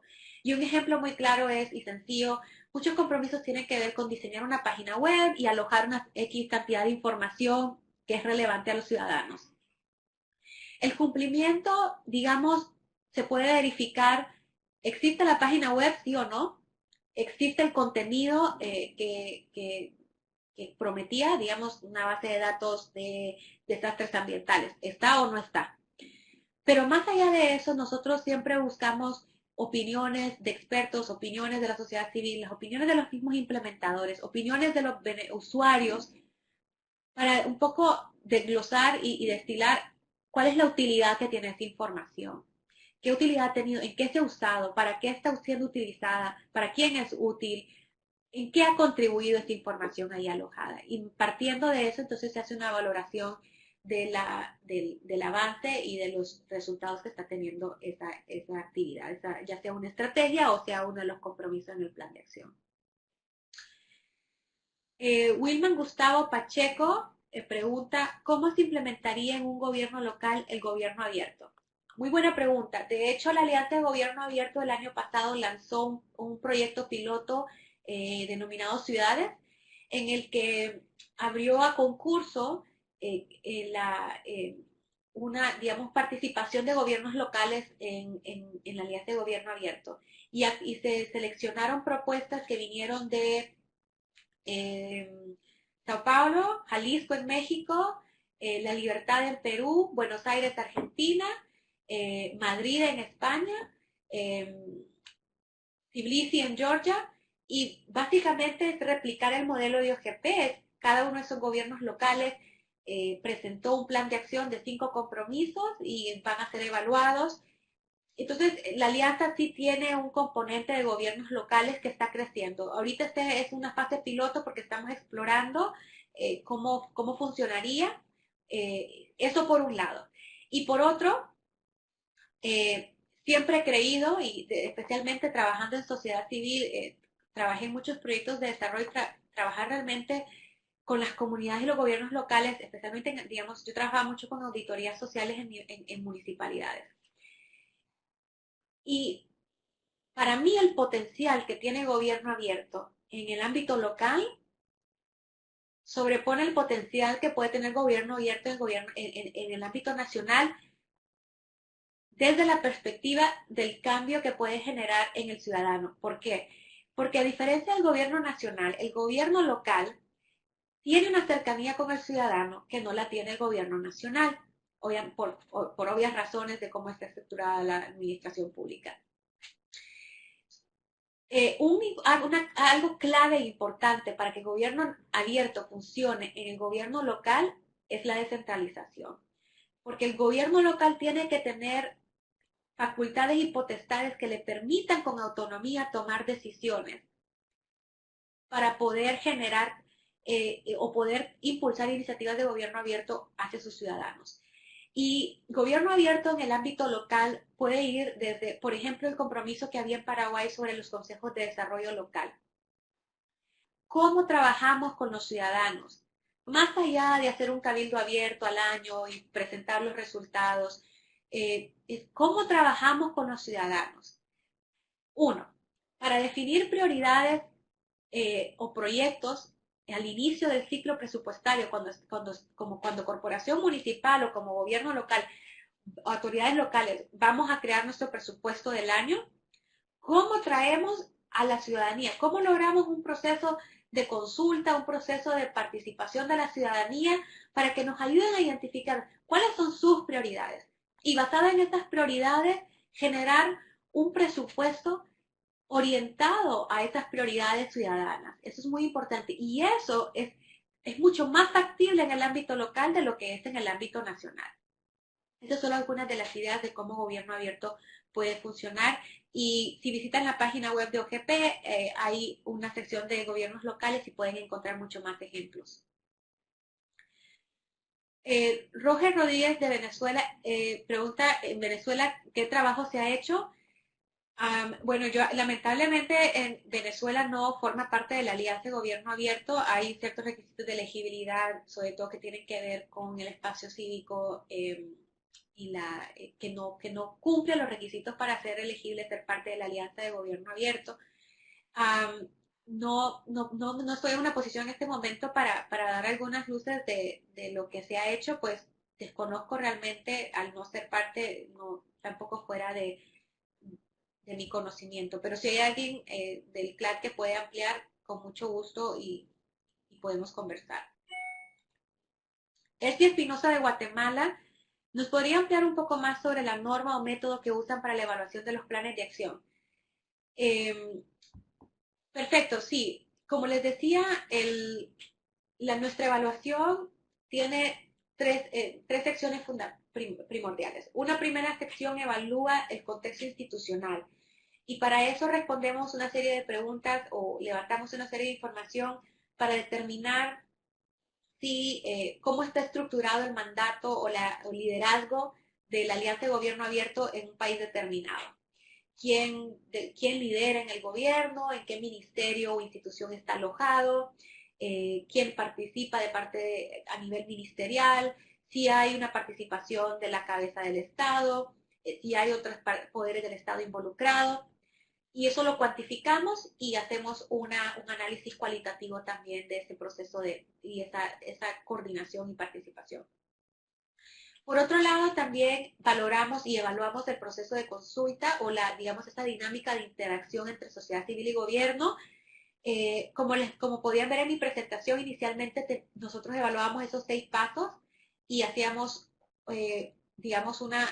obviamente eso es algo más binario y tiene respuesta sí y no, pero también hacemos una descripción cualitativa basada en entrevistas que se le hacen a las partes que participan, a sociedad civil y gobierno, sobre los procesos de consulta y cómo son las dinámicas de diálogo. De las cosas que resaltamos nos interesa saber quién participa, cómo participa, con qué calidad, cuáles fueron las críticas que tienen las partes al proceso, qué cosas sí funcionaron y cómo se puede avanzar. Y luego en la sección, tenemos una sección en nuestras evaluaciones que ya evaluamos en sí el contenido, y eso ya es evaluar los compromisos. Y de los compromisos evaluamos estos indicadores claves. Evaluamos qué tan específico es el lenguaje del compromiso, porque eso es importante para medir. Para poder evaluar, no podemos evaluar algo que no tenga indicación de qué era lo que iban a hacer o qué actividades iban a realizar. O sea, eso limita, y entonces uno de nuestros indicadores que medimos es la especificidad de los compromisos. Medimos también la relevancia. Hay una serie de criterios que nos dicen si es relevante o no a X o Y determinado de los 3 valores de la alianza, entonces determinamos si es relevante o no. El otro indicador que evaluamos es el impacto potencial, y ese impacto potencial es precisamente lo que les mencionaba de la ambición. ¿Qué potencial tiene ese compromiso realmente de generar un cambio del punto de partida en el contexto de ese país, de ese problema que se trataba de abordar con el compromiso, y con el compromiso hacia dónde se puede contribuir, dónde se puede llevar? Y ahí utilizamos también muchas opiniones de expertos, estudios o recursos académicos que hayan escrito sobre ese tema.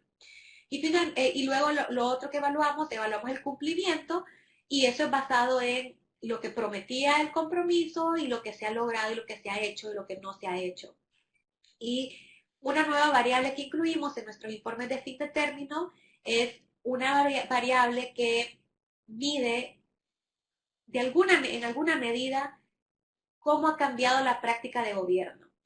Y ahí nada más quiero resaltar que una de las demandas que hemos tenido como mecanismo de revisión independiente es la evaluación de impacto. Y es muy válida la demanda que hemos tenido y que somos limitados. Pero nosotros siempre hemos sido muy honestos, y es que la verdad, en un periodo de 2 años, en el que producimos 2 informes que generan un control de calidad, es imposible para nosotros evaluar impacto. Uno, por el tiempo, porque evaluar impacto requiere una metodología de evaluación muy diferente a lo que nosotros hacemos, y sería injusto tratar de medir un impacto al cabo de 2 años. Así que pero esta variable de en qué medida ha cambiado la práctica de gobierno, es nuestra respuesta a esa demanda de la comunidad de la Alianza de Gobierno Abierto, que quiere ver digamos, más sustancia y menos números, y es muy entendible y es muy válido de parte de nosotros. Así que incluimos esta variable en el informe de fin de término para hacer una valoración de prácticas gubernamentales. Y ojo, esto no es impacto nuevamente, es qué cosas han cambiado en la forma en la que el gobierno hace las cosas ahora, diferente a cómo las hacía antes como resultado de este compromiso. Y eso es a grandes rasgos, un poco más en detalle, qué es lo que nosotros evaluamos. Si Espinosa, si tú quieres, me puedes escribir, quieres conocer más, en nuestra página web está nuestro manual de procedimiento que explica en detalle la metodología de evaluación y los informes de los diferentes países para que puedas ver más. Marjorie Hernández de Venezuela pregunta, ¿se pueden generar herramientas que lleven a que las alianzas sean de cumplimiento obligatorio para los gobiernos que le integran? Sí, pero entonces también dejaría de ser una alianza. Precisamente una de las cualidades que tiene una alianza es que es voluntaria, ¿no? No forma parte, no es un mecanismo como el sistema de Naciones Unidas, no hay obligatoriedad. Y creo que la alianza buscó este modelo también porque, y lo digo y muy francamente, que a veces el agua ni a la fuerza es buena. Entonces, es voluntario porque entonces realmente es un querer hacer. Y sobre ese querer hacer entonces es que podemos avanzar. Así que en este caso dejaría de ser una alianza si tenemos algunos mecanismos coercitivos obligatorios. Sin embargo, existen mecanismos que de alguna manera le dan coercitividad. Uno, sí quiero decir que el hecho que exista un mecanismo de revisión independiente le da digamos, un mecanismo de rendición de cuentas y es independiente y es crítico, de una forma muy neutral también, que genera hallazgos de lo bueno y lo malo. Pero por otro lado también la alianza tiene dos mecanismos, digamos, de revisión. El primero es un mecanismo de revisión en el que si un país no está cumpliendo con los requisitos establecidos por la alianza, puede ser puesto bajo revisión y nuestro comité directivo puede determinar que ese país se declare como inactivo, que fue lo que pasó con el caso de Azerbaiyán. La inactividad de Azerbaiyán y de otros países como que no están cumpliendo con los requerimientos de proceso de la alianza. Pero tienen un año para poder subsanar y luego reintegrarse a la alianza. Hay otro mecanismo que le llamamos nuestra política de respuesta, el Response Policy, y es cuando en un país que es miembro o participante de la alianza hay denuncias o evidencia que se está contraviniendo los valores de la alianza, por ejemplo, en países donde hay violaciones a derechos humanos que restringen el derecho a libertad de asociación, la libertad de expresión. Sociedad civil o una parte dentro del país pueden presentar digamos, le llamamos una response policy, es como una queja, elevarla a nuestro comité directivo y pedir que se investigue y entonces el comité directivo investiga y se le generan una serie de recomendaciones al país para que pueda subsanar o pueda de alguna manera mejorar los elementos o las condiciones sobre las cuales se generó la denuncia. Eso es lo que podría pues darte de algunas ideas de cómo nosotros, aparte siendo una iniciativa voluntaria, estamos tratando de generar algún sentido de obligatoriedad. Diana Lisset Peña de México pregunta, ¿en qué medida un Estado abierto contribuye a que los recursos públicos sean ejercidos con calidad y eficiencia? ¿Considera que existe una relación entre la eficiencia del gasto y el nivel de apertura de los gobiernos? A ver, bueno, la primera pregunta es ¿en qué medida el Estado abierto contribuye a que los recursos públicos sean ejercidos con calidad y eficiencia?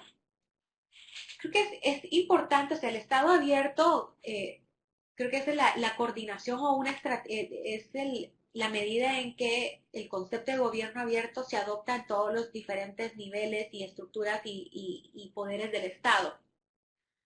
En sí, la apertura y el concepto de gobierno abierto es precisamente el acercamiento de la ciudadanía a lo público, y es el acercamiento de los ciudadanos a lo público, y ahí creo que es algo muy importante que en América Latina en particular perdemos, y es a lo largo de nuestra historia, en algún momento perdimos ese sentido de exigibilidad, ese sentido en que la función pública se debe al ciudadano. Obviamente se debe a sus jerarcas, pero esos jerarcas se deben a sus ciudadanos, porque hay una delegación de poder. Entonces, creo que el concepto de gobierno abierto de alguna manera quiere volvernos a ese concepto básico del ciudadano como soberano y ese balance de poder entre ciudadanía y gobierno como administración pública, como funcionario, ¿no? Entonces, creo que en ese sentido la calidad y la eficiencia va a mejorar en la medida que como ciudadanos podamos exigir mayor calidad y eficiencia, y en la medida en que el funcionario público genera aún más esa conciencia de que el recurso público es del ciudadano y que por tanto tiene que prestar el servicio con mayor calidad y eficiencia, y que el uso de esos recursos debe también ser ejercido con calidad y eficiencia para que genere resultados para sus ciudadanos. Y la relación entre la eficiencia del gasto y el nivel de apertura, habría que buscar, indagar un poco más. No siempre es el caso en que más, digamos, solo el hecho de que tú publiques más información presupuestaria no significa que la eficiencia del gasto va a mejorar. Sí genera, digamos, un contrapeso, porque entre más transparente eres, de alguna manera es más cuidadoso con cómo vas a gastar, porque al final vas a tener que rendir cuentas de ello, ¿no? Entonces, sí genera como una dinámica y una relación que tiene esa correlación, no, pero no tengo la evidencia, y habría que hacer un estudio mucho más amplio para poder contestar con más evidencia esa pregunta. Vamos a ver. Orlando José Rodríguez pregunta que con los problemas que existen en la actualidad en Venezuela, el gobierno aplica el plan de acción. Repito nuevamente, Venezuela lamentablemente no es miembro de gobierno abierto, y así que no hay un plan de acción, y pues no podría contestar esa pregunta. Vamos a ver de Colombia. Jason Fernando González pregunta, ¿qué propuestas se exigen para mejorar los procesos de transparencia en el manejo de recursos públicos en alianzas con el sector privado? ¿Cómo lograr que en la asociación de los estados con empresas privadas para realizar contrataciones la sociedad civil no se encuentre con obstáculos para conocer el manejo de los recursos? Esta pregunta es muy interesante y muy buena. Creo que aquí hay dos elementos fundamentales, y es el acceso a la información en la región también tiene que evolucionar en cómo han evolucionado las relaciones entre gobierno y sector privado. Creo que es importante que la legislación sea clara. Eso es el punto de partida. La legislación tiene que ser clara en que los recursos públicos en manos del sector privado, como sucede en las alianzas público-privadas, no estén sujetos a secretos bancarios o a secretos financieros o el privilegio financiero por ser parte del sector privado, porque lo que están administrando tiene una naturaleza pública, y si es pública, entonces eso retrotrae y conlleva toda una cadena de obligaciones y de deberes a las que se deben y de potestades a las que se deben aplicar. Entonces, lo primero es, uno, ¿cómo avanzamos para asegurar que nuestras legislaciones de acceso a la información tengan ese alcance y esa cobertura? Creo que en el caso de Colombia, si no me equivoco, es una de las leyes que sí tiene contemplado eso dentro de su ley. Puedo estar equivocada, pero me parece que en 2014 hubo fue un importante paso con la ley de acceso a la información, porque sí contemplaba ese alcance de lo público y lo privado. Lo segundo es hay iniciativas con las alianzas público-privadas que creo que es importante que tanto gobierno como el sector privado reconozcan a sociedad civil como un actor clave y que el sector privado, si va a tener una relación y una dinámica con el gobierno, tiene que también entender o llegar a un entendimiento que la sociedad civil va a tener un rol en esa dinámica de trabajo. Entonces creo que sociedad civil tiene que tener un acercamiento al sector privado para sensibilizar en ese sentido, pero hay un acercamiento también estratégico para que sea reconocido por el sector privado como un actor clave, así como lo intentamos hacer como sociedad civil, hacer reconocidos por el gobierno como un sector, como un aliado clave, y que el gobierno también ejerza empodere también a la sociedad civil para que sea reconocido por el sector privado como ese aliado clave en este proceso, en esos ámbitos de recursos de la alianza público-privada. Sofía Zamora El Salvador, hola Sofía, pregunta, ¿Denise ha pensado en la alianza modificar los puntos de contacto de gobierno, es decir, incorporar los puntos de contacto de los órganos del Estado? Eso ayudaría a mejorar la implementación de los planes de acción. Esta es una muy buena recomendación, Sofía. Creo que eso es algo a lo que vamos apuntando. Creo que es un tema también de capacidades nuestras. Inicialmente, en 2011, cuando surgió la alianza, básicamente la unidad de apoyo que nosotros le llamamos, que somos como este secretariado que trabajamos, somos el motorcito de la alianza, eran solo 2 personas. Y hemos crecido en estos últimos 2 años mucho, pero aún así, por ejemplo, en el equipo que da apoyo al gobierno, solo hay 5 personas. Y 5 personas para dar asistencia técnica a 75 países puede resultar un poco desgastante y poco sale de las capacidades que podemos tener. Pero sí, ya en este proceso de refrescamiento que hemos tenido estratégico en este año, una de las miras que tenemos es precisamente eso, es cómo involucramos, cómo dejamos porque tener ese único punto de contacto es positivo por un lado porque nos permite tener una vía de comunicación y un canal oficial de comunicación en el que no se puede perder información, en el que podemos concentrar esfuerzos e información, pero a la vez también, como tú lo mencionabas, Sofía, genera la limitante en que no se presta y no genera condiciones para realmente ese empoderamiento institucional en los diferentes países. Yo quiero mencionar como un ejemplo, digamos, en el caso de Honduras, el caso que conozco muy bien, la punto de contacto ha trabajado mucho en generar una red de enlaces institucionales. Y entonces ella procura tener reuniones mensuales, no sé si son mensuales o cada 2 meses, con los diferentes enlaces, y también ella está tratando de generar esa conexión a nivel ministerial, para que no solamente sean los enlaces técnicos, sino las cabezas de esas instituciones donde están esos enlaces técnicos que también estén apropiados del proceso. Por nuestra parte, sí estamos tratando de un poco ampliar nuestra base de comunicación con estos enlaces de implementadores, pero es una cuestión de capacidad que vamos a ir tratando de mejorar con el tiempo. Pero sí, como te mencionaba, así como el caso de Honduras, sí hay estrategias que pueden adoptar a nivel de país para tratar de mejorar esa situación. Luis Carlos Jiménez de Ecuador pregunta, ¿cómo se puede efectivizar si un gobierno no brinda la información transparente en sus instituciones? Bueno, en este caso, pues es recurrir a las herramientas legislativas de solicitud de información que pueden haber y las garantías de derechos que pueden haber para el derecho de información.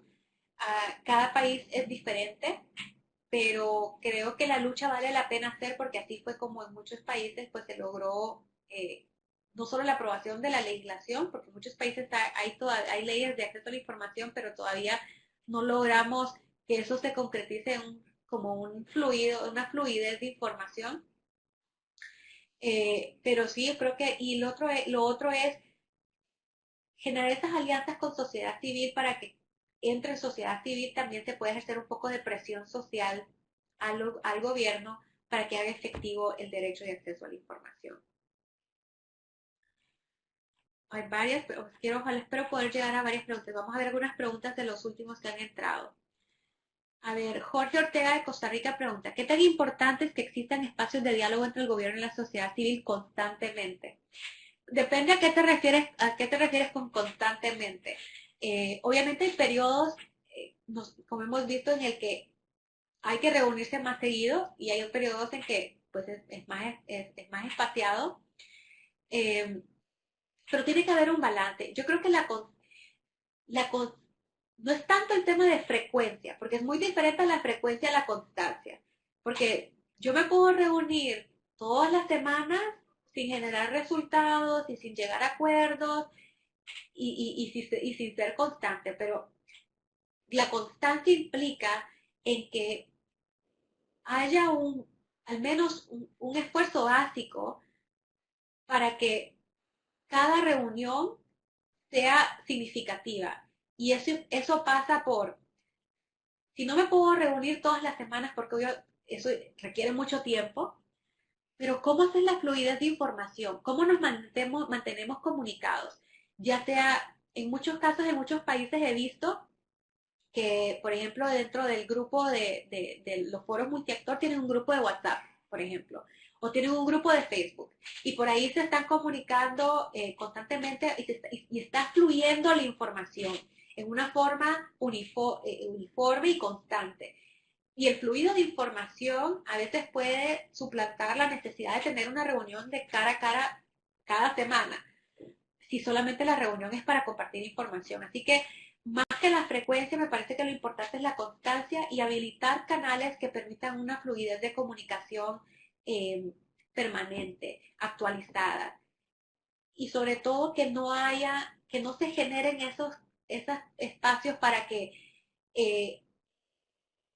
la sociedad civil se sienta como que el gobierno no está compartiendo la información o que el gobierno sienta que sociedad civil no está contribuyendo lo suficiente. Entonces, es importante que ese diálogo, que el espacio de diálogo realmente tenga una fluidez en la comunicación, más allá de lo que es, digamos, la frecuencia de las reuniones que puedan tener.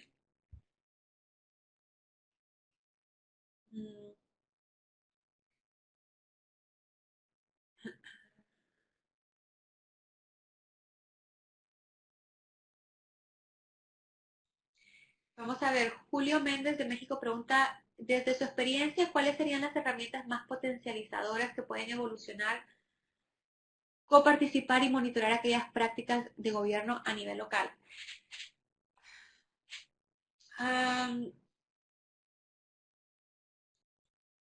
Creo que las prácticas de las auditorías sociales a nivel local, eso es una herramienta muy poderosa.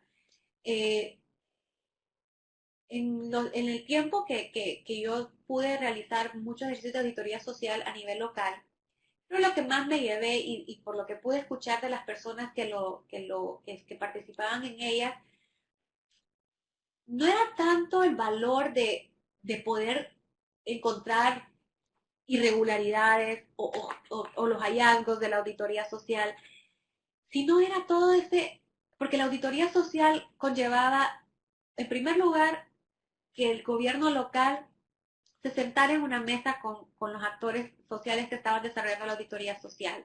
Y ese acercamiento permitía que dijeran, por primera vez me senté con alguien de la corporación municipal, o me senté con alguien de la oficina tal, y pudimos conversar y yo pude conocer más del trabajo que hacen. Y eso fue muy importante también porque para el ciudadano que participa en un ejercicio de auditoría social, le permite conocer cuál es el trabajo real y los retos a los que se enfrenta el funcionario público en el ámbito local, y eso también aplica para el ámbito nacional, porque también tuve la oportunidad de participar en una auditoría social a nivel nacional para evaluar el tratamiento fiscal que se le daban las organizaciones sin fines de lucro. Y en ambos casos fueron experiencias similares. El valor que tiene esa herramienta es el acercamiento que genera entre el ciudadano y el funcionario. Dos, permite al ciudadano conocer más a fondo y en detalle cuáles son las debilidades que tiene, cuáles son los retos a los que se enfrenta el funcionario. Que permite al ciudadano reflexionar realmente de cuáles son las capacidades que tiene y dónde están las limitantes y el por qué tal vez un servicio no se está prestando adecuadamente. Y al funcionario le permite tener una herramienta que tiene recomendaciones claras y concretas sobre los hallazgos que se encuentran en una forma colaborativa y participativa. Entonces, no solamente es el hecho de que la auditoría social genera este espacio de diálogo, pero la auditoría social también genera una herramienta de seguimiento y recomendaciones para mejorar en los servicios públicos, porque usualmente la auditoría social se desarrolla sobre un servicio público prestado.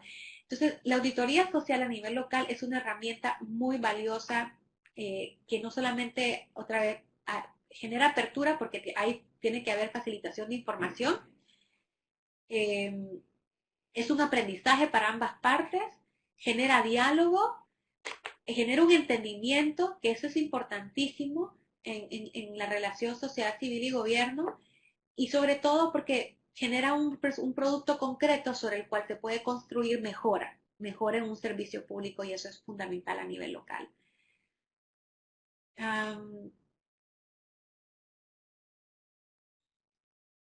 Sheila de Perú pregunta, ¿qué principales mecanismos considera sean necesarios para asegurar el seguimiento de los compromisos de los planes de acciones de gobierno abierto? Bueno, eso ya lo he dicho, lo primero es el foro multiactor. Tiene que seguir y continuar durante la implementación y no solamente al momento en que se desarrollan los compromisos, porque en este foro es donde se le puede dar un seguimiento más cercano. Lo otro es, creo que es importante, y hacia eso también apuntan los nuevos estándares de co-creación, cómo los gobiernos generan un repositorio o una herramienta, ya sea en línea o no sé, física, donde pueden poner a disposición del público toda la evidencia y toda la información que se genera a través del cumplimiento de la implementación de los compromisos. Creo que en el chat vi que un colega de El Salvador compartió la página web que ellos tienen, un portal que ellos tienen de gobierno abierto. Ese es un muy buen ejemplo.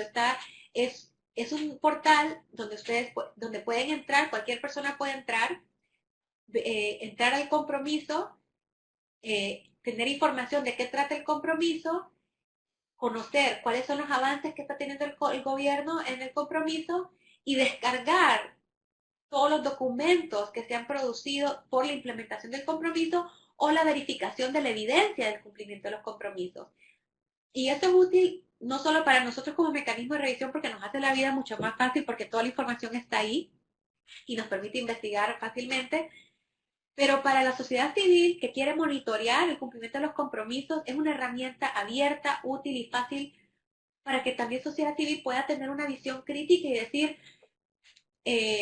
sí, me parece, está bien eso, pero creo que esto no reúne el alcance de la intención del compromiso. Y yo creo que un elemento importante que deberían tener estos portales, que todavía no he visto muchos que lo tengan, es precisamente tener ese espacio para que el público pueda comentar y pueda hacer preguntas respecto al compromiso.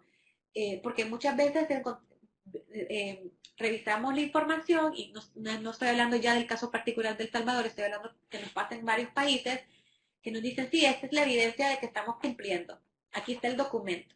Y luego revisamos el documento y nos damos cuenta, sí, pero esto no era realmente lo que el compromiso prometía. Entonces, esta es una herramienta útil para el seguimiento y la verificación de los compromisos.